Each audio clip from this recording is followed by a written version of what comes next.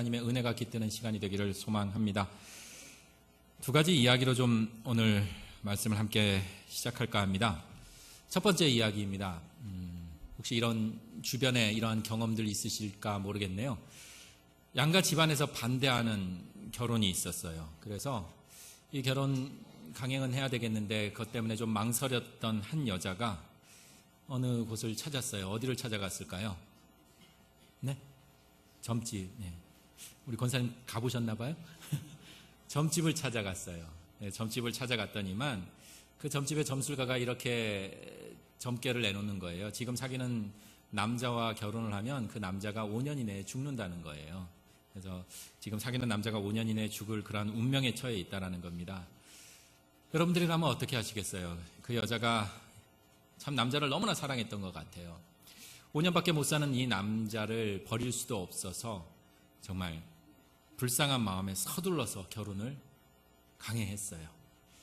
그래서 결혼을 딱 했어요. 그런데 결혼을 딱 하고 나서 보니까 이 남자의 본심이 서서히 드러나기 시작을 하는 거예요.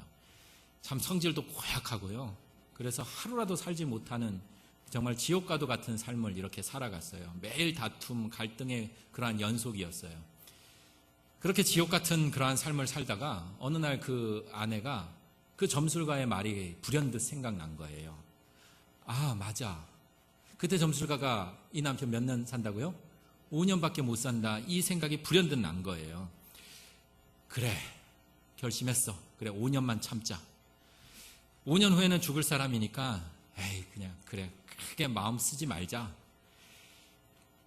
불쌍하게 5년 후에 죽을 사람 그래, 조금 잘해주자. 이런 마음이 생기기 시작했어요. 그러면서 5년이라는 시간을 살았습니다. 마침내 5년이 이렇게 흘러갔어요. 그 남자의 운명 어떻게 됐을까요? 살아났어요? 우리 점집 차리셔도 되겠는데 우리 죽질 않았어요. 남편이 멀쩡하게 살아있어요. 그런데 또 한 가지가요. 남편이 멀쩡하게 살아있을 뿐만 아니라 그 5년이라는 그 세월 동안 남편의 고약한 성격과 행동도 조금 달라졌어요. 왜냐하면 그 5년이라는 시간 동안 그 아내가 부딪히지 않고 슬기롭게 대하는 그 아내의 모습으로 인해서 그 남편이 점점 거칠어졌던 마음도 순해지고 부드러워지고 배려심이 많은 그러한 남편으로 변했다라는 그러한 이야기가 있습니다. 또 두 번째 이야기인데요. 역시 한 가정의 이야기예요. 이 가정은 참 금술이 너무 좋아요. 그래서 열심히 두 부부가 합심하여서 그래 우리 잘 살아보자 그러면서 노력하면서 정말 열심히 살았어요. 그런데 참 안타깝게도 하늘도 무심하시지 그런 부부의 마음도 몰라주고 매번 하는 일마다 잘 되지 않는 거예요. 마치 치킨집을 하면 뭐가 유행하죠? 조류독감이 유행하고요.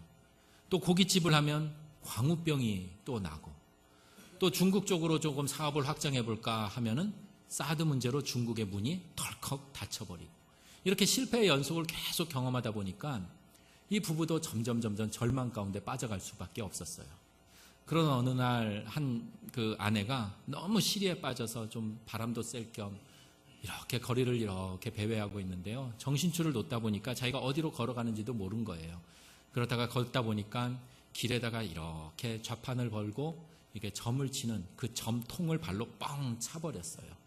점통에 있던 숟가락 젓가락인가요? 뭐 이런 것들이 낭팍 길거리에 뿌려지니까 화들짝 놀라가서 이렇게 주섬주섬 그 흩어진 물건을 줍기 시작을 했습니다.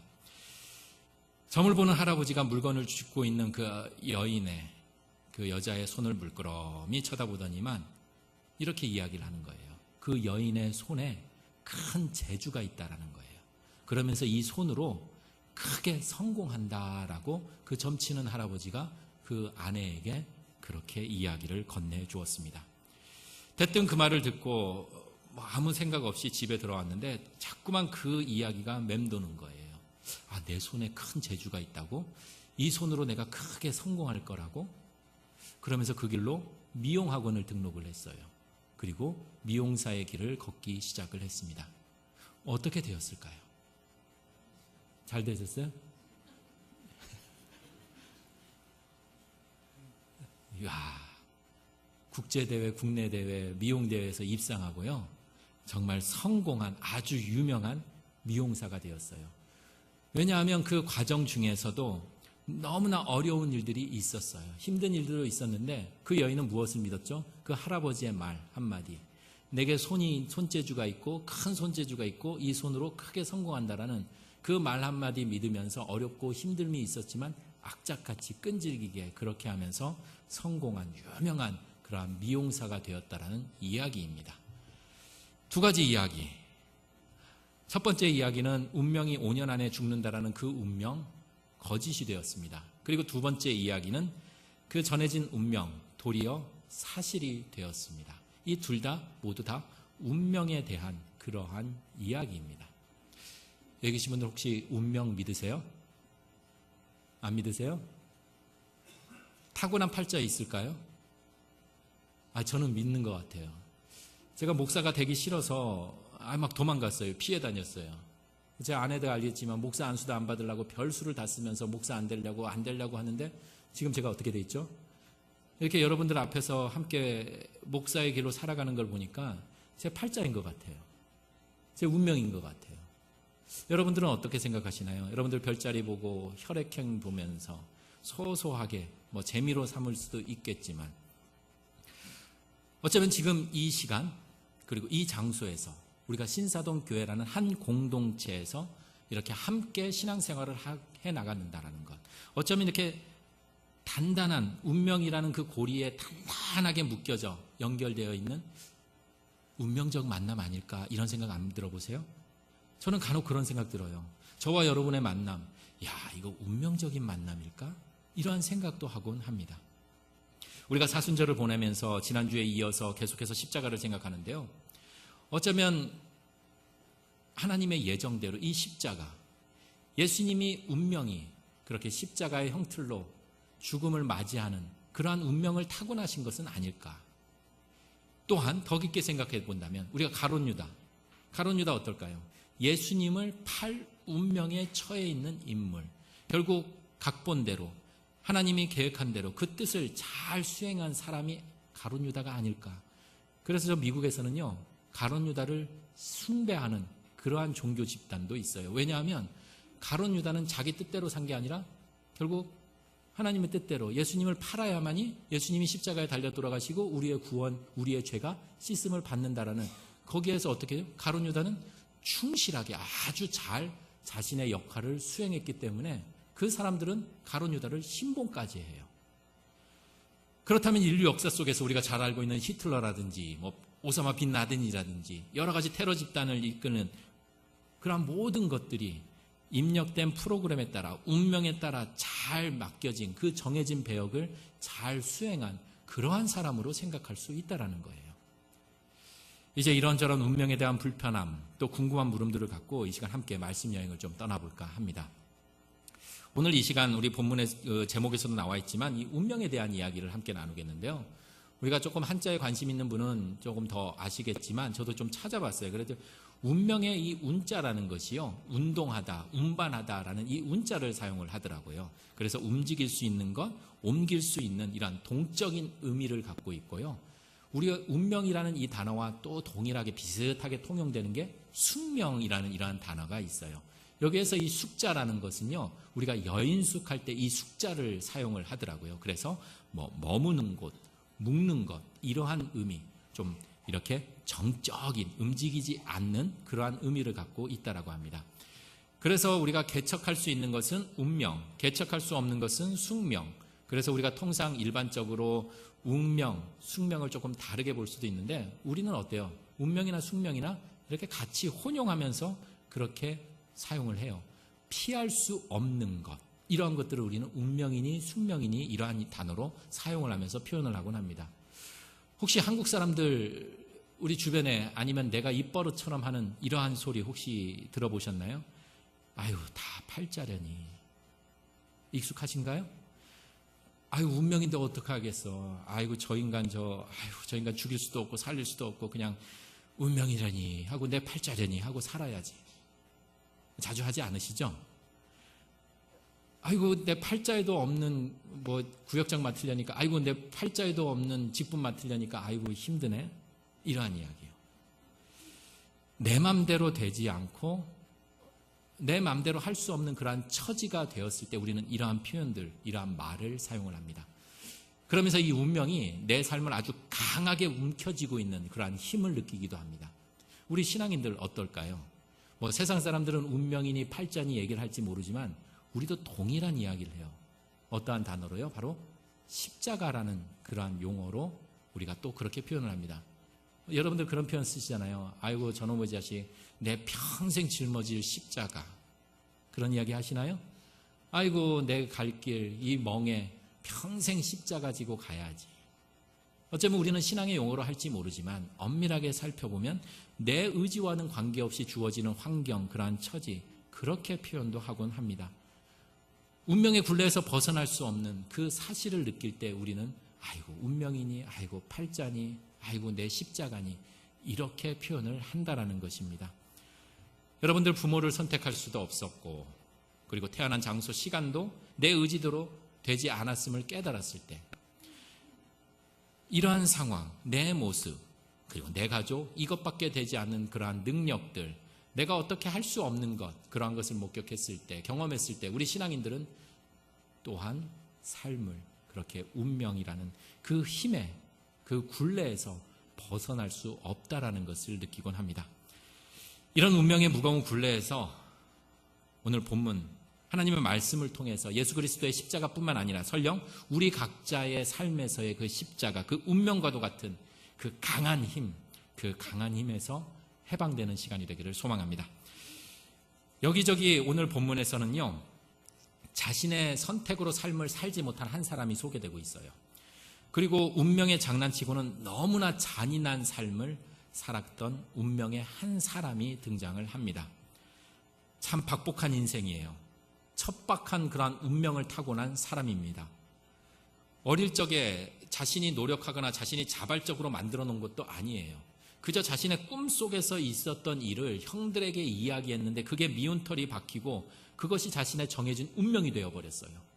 형들에게 미움을 사게 되고요. 결국 한 가족, 자신의 형들에게 버림을 받고 먼 타지에서 노예의 삶을 살아가게 된 이가 있었습니다. 그의 이름이 바로 요셉이라는 사람의 이름입니다. 너무나 잘 알고 있는 이 요셉, 형들에게 버림을 받았어요. 그리고 먼 타지에서, 타양에서 철저히 소외되고 가장 밑바닥 인생, 노예의 삶을 살았습니다. 얼마나 모진 수모와 마음의 그 상처, 절망, 얼마나 마음이 갈기갈기 찢어지면서 정말 눈물로 밤을 지새운 그 날이 얼마나 많았을까요? 그러한 무수한 그 시간이 지나고 마침내 운명의 화살은 이제 요셉에게서 요셉을 사지로 내몬 그 형들에게 향하게 됩니다. 자신이 계획하고 만들어내지 않는 절호의 기회가 이제 운명처럼 요셉에게 찾아왔습니다. 그것은 바로 복수할 수 있는 절호의 기회였습니다. 자신을 노예로 만들어 자신의 삶을 완전히 파괴한 그 당사자, 그 형들을 복수할 아주 절호의 찬스가 이제 찾아왔습니다. 여러분들 혹시 인간의 본능이나 인간의 그 나의 욕구 중에 참 여러 가지가 있죠. 무엇이 있을까요? 우리 욕구나 어떤 본능들. 예배 시간에 자꾸만 이상하게 눈이 이렇게 감기는 그 본능, 욕구 있으시죠? 인정합니다. 예배 시간만 되면 자꾸 딴 생각이 나요. 생전 생각도 안 했던 어떤 사람이 생각나고 이야기들이 생각나고 모두 인정합니다. 그런데 사람이 인정한 것이 아닌 하나님이 인정한 인간의 보편적인 욕구, 본능들이 있어요. 그게 무엇일까요? 제 이야기가 아니라 성경의 이야기예요. 잠깐만 우리 스크린으로 한번 보시겠습니다. 열왕기상 3장 11절의 말씀입니다. 우리 방송실 잠깐만 스크린 띄워주시고요. 믿으시겠죠? 제 얘기가 아니에요. 배경이 어떻게 되냐면요, 솔로몬이 꿈에 하나님과 만납니다. 그래서 하나님이 솔로몬에게 무엇이라고 얘기하죠? 소원을 말해봐. 우리 젊은 분들은 다 아실 거예요. 예. 소원을 말해보라고 하니까 솔로몬은 뭐라고 얘기를 하죠? 지혜를 달라고 했습니다. 이에 대해서 하나님이 화들짝 놀라면서 한 말씀이 바로 온 열왕기상 3장 11절의 말씀입니다. 이에 하나님이 그에게 이르시되 솔로몬에게 말하되 야 솔로몬 네가 이것을 구했네? 지혜를 구했네? 놀랐다. 자기를 위하여 장수하기를 너는 구하지도 아니했고 부도 구하지 아니했고 자기 원수의 생명을 멸하는 것도 구하지 아니했고 오직 송사를 듣고 분별하는 지혜를 구했다. 너는 이러한 하나님의 말씀입니다. 하나님이 인정하신 성경의 말씀에서 인정하신 일반적인 사람의 욕구 본능이 뭐냐 하면 오래 살고 싶은 장수의 욕망이에요. 아니신가요? 오래 살고 싶지 않으시죠? 그럼 이러면 어떨까요?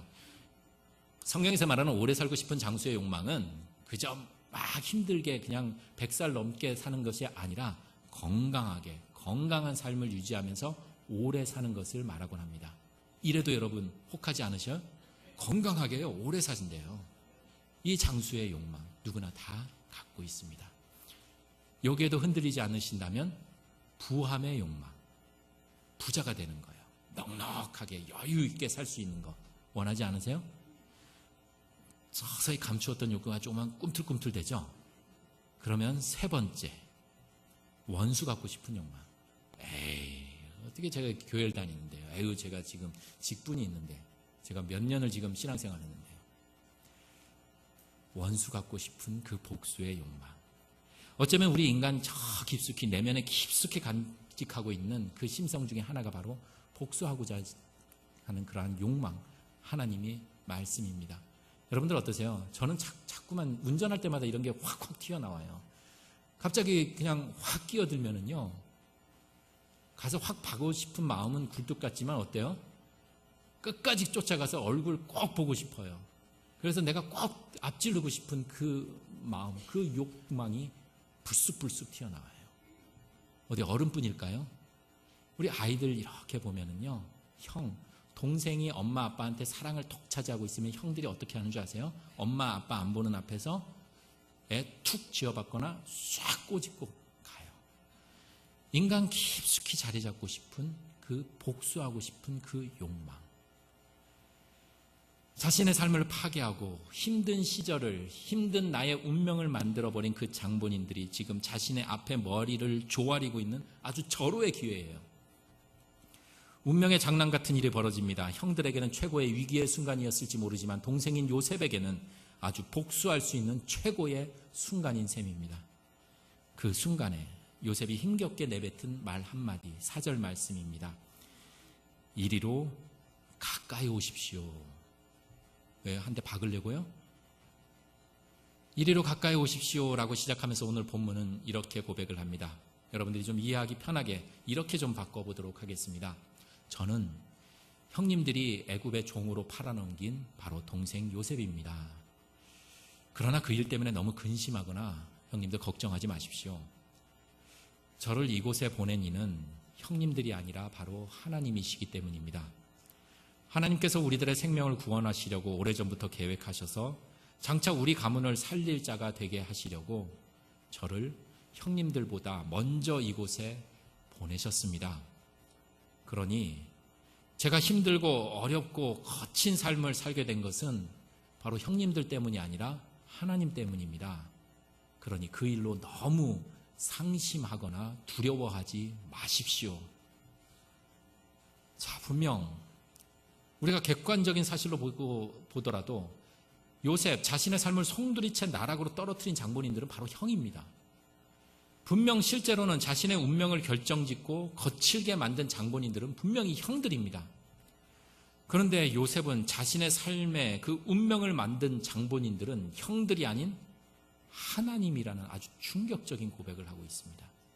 이 고백 속에는 자신의 삶이 형들에 의해서 운명 지어진 그러한 인생을 한탄하거나 형들에 의해서 조작되거나 만들어진 그 운명의 수레바퀴에 짓밟혀서 송장처럼 살지 않았다라는 자신의 고백이 담겨져 있지만 조금 더 깊게 생각하면 이런 말과 다르지 않을 것 같아요. 조금 놀라실 분들도 있으셔서 좀 마음의 준비를 하세요. 자, 동생을 인신매매, 요셉이라는 한 사람을 인신매매단에 팔게 하고 악행을 저지르고 한 인간의 인생을 완전히 난도질하며 절망의 나락으로 떨어뜨린 그 악행을 저지른 이는 형들이 아니라 바로 하나님입니다. 안 놀라셨어요? 제가 지금 하나님을 모욕하고 있는 이야기 같이 들리지 않으세요? 이 고백 속에, 지금 요셉의 고백 속에 선이든 악이든 모두가 하나님의 특별한 섭리가 담겨져 있다는 가히 충격적인 선언을 하고 있습니다. 일반적으로 우리들의 신앙의 세계에서는 이해하기 힘든 일입니다.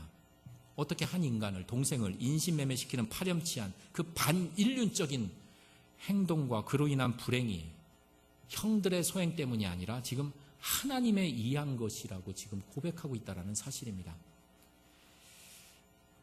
우리는 세상을 살면서 좀 이분법적인 사고에 누구나 노출되어 있어요. 그리고 이 노출이 우리 일상생활 속에서 그대로 적용되기도 해요. 특별히 우리 한국 사람들, 이 이분법적인 사고, 안 돼, 내 눈에 흙이 들어가기 전까지는 절대 안 돼, 이런 맺고 끄짐의 그런 이분법적인 사고가 참 많이 작용해요. 그것이 신앙으로 이렇게 스며들어서 어떻게까지 전해지냐 하면, 우리가 좋은 일은 뭘로요? 하나님의 선물로 고백을 해요. 그렇지 않은 일은 어떻게 해요? 사탄의 일로, 사탄으로부터 온 것으로 우리는 이해를 합니다. 자, 빛은 하나님으로부터, 어둠은 사탄으로부터, 이렇게 단편적인 공식처럼 생각을 합니다. 그런데 지금 요셉의 고백은 비극도 불행도 어둠도 오히려 하나님께로부터 온 일이라고 지금 고백하고 있습니다.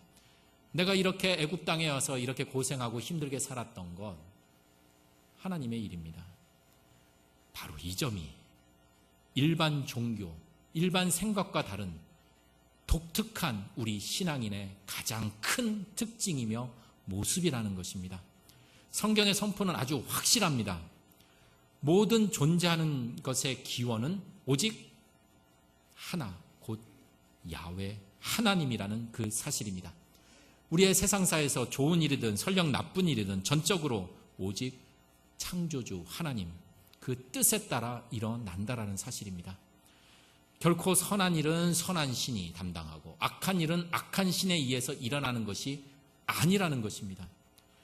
행복은 선한 신, 불행은 악한 신이, 부요함은, 잘 사는 것은 선한 하나님이, 가난한 것은 악한 사탄이, 때로는 건강은 하나님이 주신 축복으로, 때로는 내가 원하든 원하지 않든 내 안에 있는 그 질병은, 아픔은 하나님이 아닌 사탄에 의해서, 내 죄에 의해서 오는 것으로 생각하는 것이 아니라는 선포입니다. 그러니 형들의 악행으로 자신의 운명이 결정지어진 것이 아니라 신앙의 눈으로 하나님에 의해서, 더 자세히 말하면 하나님의 뜻에 따라 이루어졌다라는 고백입니다.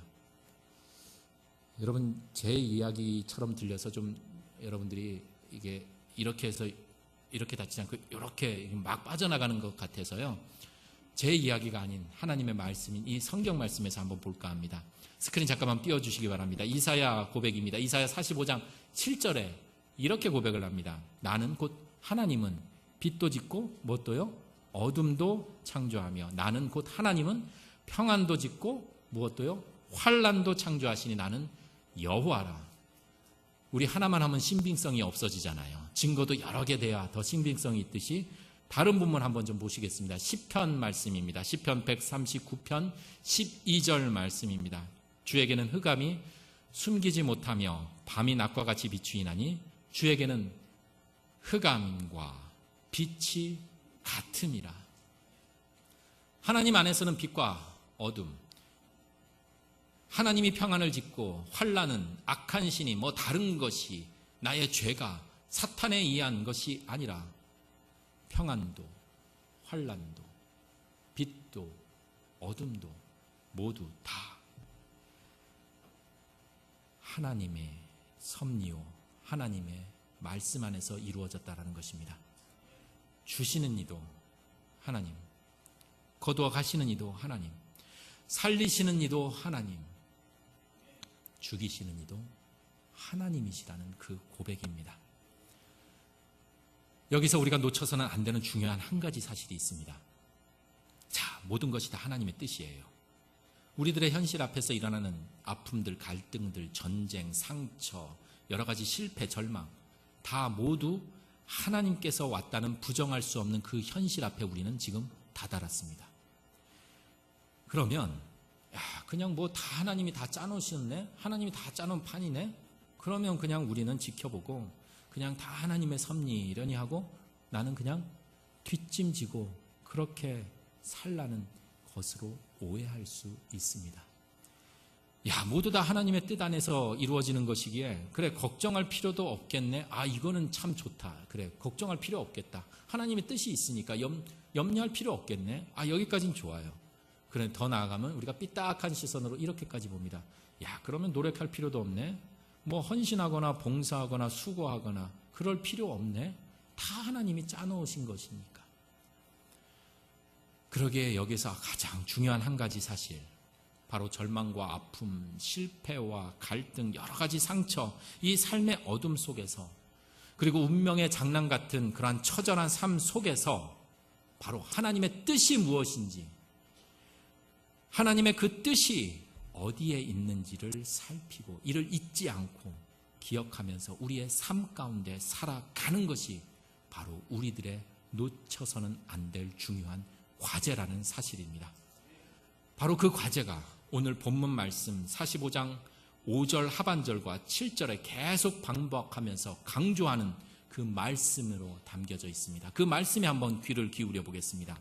5절에 하나님이 생명을 구원하시려고, 그리고 7절에 똑같이 반복하며 나옵니다. 하나님이 큰 구원으로, 큰 그림으로 당신들의 생명을 보존하고 당신들의 후손을 세상에 두시려고. 곧 하나님의 큰 구원은 생명을 구하시기 위해서, 생명을 보존하기 위해서, 세상에 살아남게 하기 위한 그 뜻이 있다라는 것입니다. 생명을 구원하시기 위해서라는 사실입니다. 곧 하나님의 뜻은 하나님이 정해놓으신 혹 불변하지 않는 그 한 가지 운명과도 같은 것이 있다면 그것은 바로 나를, 그리고 우리를 살리고 살게 하기 위함이라는 그 사실 한 가지 뿐이라는 것입니다. 어떻게 해서든지 어떠한 방법을 총동원해서라도 우리를, 나를 살게 하기 위함이라는 그 한 가지 사실이라는 것입니다. 혹 내 삶에 심판과도 같은 그러한 힘듦이 있을지라도, 혹 내 삶 속에 이해할 수 없는 그러한 아픔과 상처가 있을지라도 그것은 심판과 아픔으로 우리를 끝장내버리는, 그리고 운명의 수레바퀴에 짓눌리고 갇혀 살게 하기 위함이 아니라 때로는 우리가 감내하기 힘든 그러한 심판과 그러한 아픔도 결국 우리의 생명을 살리기 위함이라는 사실입니다. 그러니 우리는 고백합니다. 그런 하나님을 바로 구원의 하나님이라고 말입니다.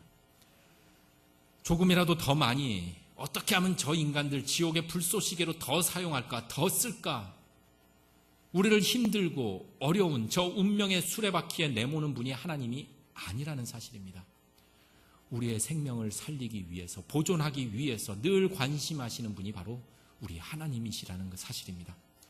요셉의 기구한 팔자가, 절망적인 운명의 저주 같은 삶이 결국 생명을 살리기 위한 하나님의 그 구원의 그 큰 그림, 대서사시의 그 한편에 해당이 된다라는 사실입니다. 그리고 고백합니다. 그 하나님의 가장 처절한 몸부림이 바로 십자가라는 사실을 고백합니다. 기구한 팔자라 포기하고, 운명의 장난이라고 허탈해하고 단념하고 포기하고자 하는 우리네 삶에서 하나님은 그 끈질긴 그 사랑으로 아무리 험난하고 거친 현실 속에서도 우리의 생명을 살리는 그 구원의 의지를 결코 중단하거나 결코 포기하거나 결코 꺾지 않으시고, 그 마음이 담겨져 있는 것이 바로 십자가라는 사실입니다. 이것이 바로 심판이 아닌 생명을 구하기 위한 구원의 가장 큰 힘, 사랑이며, 이것이 바로 우리가 끝까지 모든 것들은 다 버릴지라도, 다 잊혀질지라도, 다 건망증으로 사라져버릴지라도 이 고백, 이것을 끝까지 잊지 않고 기억해야 할 우리 마지막 복음의 씨앗이라는 것입니다. 그리고 우리는 그 복음의 씨앗을 우리들의 삶 속에, 마음 속에 간직하고 십자가를 바라보고 그 십자가로 인해 살아감을 믿습니다. 이제 이 시간 우리 그 마음 담아서 하늘의 씨앗, 그 소중한 복음의 씨앗을 우리 마음속에 심기우기를 소망합니다. 이 시간 앞에 보이는 스크린을 바라보면서 우리 한 마음으로 우리의 고백을 드리고 기도함으로 말씀 여행 마치도록 하겠습니다. 우리 한 목소리로 함께 고백하겠습니다. 하나님께서 우리의 편이시면 누가 우리를 대적하겠습니까? 자기 아들조차도 아낌없이 십자가에 내어주신 그분이 어찌 모든 것을 우리에게 은혜로 주시지 않겠습니까? 하나님께서 택하신 자들을 누가 감히 소송하겠습니까? 누가 능히 정죄하겠습니까? 누가 감히 그리스도의 십자가 사랑에서 우리를 끊을 수 있겠습니까? 환난입니까? 공고입니까? 박해입니까? 굶주림입니까? 헐벗음입니까? 위험입니까? 칼입니까? 함께 기도 드리시겠습니다.